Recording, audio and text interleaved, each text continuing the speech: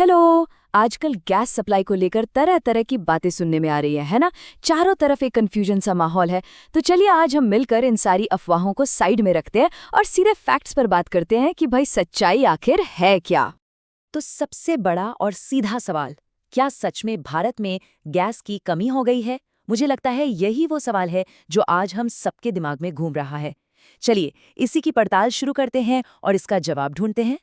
किसी भी नतीजे पर पहुंचने से पहले ये समझना जरूरी है कि हमारे किचन तक जो एलपीजी गैस पहुंचती है, उसका सफर आखिर शुरू कहां से होता है। तो देखिए, हमारी जरूरतें पूरी कैसे होती हैं, ये बड़ा दिलचस्प है। हमारी टोटल खपत का ठीक आधा हिस्सा यानी 50% अपने देश में ही बनता है और बचा हुआ 50% हम दूसरे देशों से इंपोर्ट करते हैं यानी मंगाते हैं। तो ये एक 50-50 का बैलेंस है। तो बात साफ है, अगर हमारी आधी सप्लाई इंपोर्ट पर टिकी है तो जाहिर है कि अगर कोई प्रॉब्लम है तो उसकी जड़ भी इसी इंपोर्ट में कहीं छिपी होगी। तो चलिए इस आयात वाली पहेली को सुलझाते हैं और देखते हैं कि असल में रुकावट आ कहां से रही है। भारत अपनी गैस की ज़रूरतें पूरी करने के लिए कई देशों पर निर्भर है।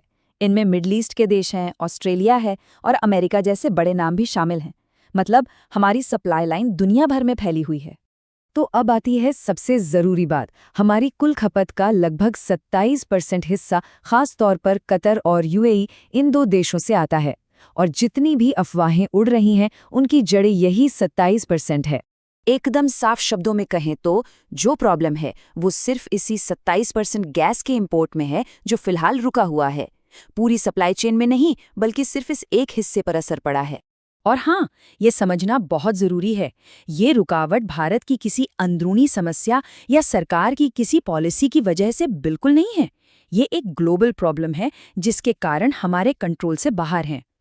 ठीक है, अब जब हम समस्या की जड़ को समझ गए हैं तो चलिए अफवाहों को हकीकत की कसौटी पर कसते हैं और देखते हैं कि सच क्या है और झूठ क्या।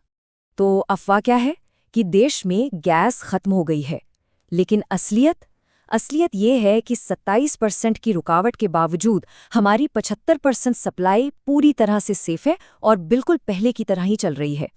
इस नंबर को याद रखिए, 75%। हमारी 3/4 सप्लाई पर कोई आंच नहीं आई है। तो ये कहना कि देश में गैस नहीं है, ये सिर्फ और सिर्फ एक अफवाह है।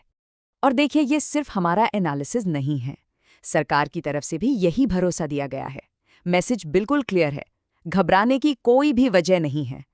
तो सवाल ये उठता है कि अगर लगभग 27% सप्लाई पर असर पड़ा है तो बाकी बची सप्लाई को मैनेज कैसे किया जा रहा है ताकि वो हर किसी तक पहुंचे। चलिए सरकार का प्लान देखते हैं। सरकार ने एक सीधी सादी दो तरफा रणनीति अपनाई है। पहला, जो कमर्शियल इस्तेमाल है, मतलब होटलों और इंडस्ट्रीज को जाने वाली सप्लाई, उसे लिमिट किया गया है। और दूसरा, आम लोगों के लिए सिलेंडर बुकिंग के बीच कम से कम 25 दिन का गैप रखा गया है। और इन कदमों के पीछे का लॉजिक बिल्कुल साफ है।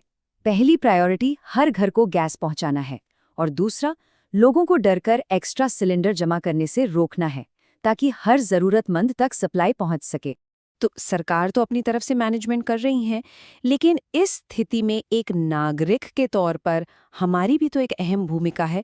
चलिए देखते हैं कि हम क्या कर सकते हैं। तो एक नागरिक के तौर पर हमें क्या करना चाहिए? सबसे ज़रूरी है कि कुछ चीज़ें बिल्कुल ना करें। अफवाहों पर ज़रा भी यकीन न करें, पैनिक न फैलाएं, गैस एजेंसियों पर जाकर भीड़ न लगाएं और कीमतों को लेकर बिना जानकारी के कोई भी कमेंट न करें। एक बात समझनी होगी, एजेंसियों पर भीड़ लगाने से किसी को गैस जल्दी नहीं मिलेगी। इससे बस माहौल खराब होता है और पैनिक फैलाने के चक्कर में कानूनी कार्रवाई का सामना भी करना पड़ सकता है। और ये बात हमें एक बड़ी पिक्चर की याद दिलाती है। ये सिर्फ हमारी प्रॉब्लम नहीं, बल्कि एक ग्लोबल चैलेंज है। और ऐसे मुश्किल समय का सामना करने का सबसे अच्छा तरीका है सिस्टम का सहयोग करना और शांति बनाए रखना। तो आखिर में एक सवाल हम सब के लिए है, जब पूरी दुनिया एक ग्लोबल क्राइसिस से गुजर रही हो, तो एक समाज के रूप में हमारी असली जिम्मेदारी क्या बनती है? सहयोग करना या अफरा तफरी मचाना? फैसला हमें ही करना है।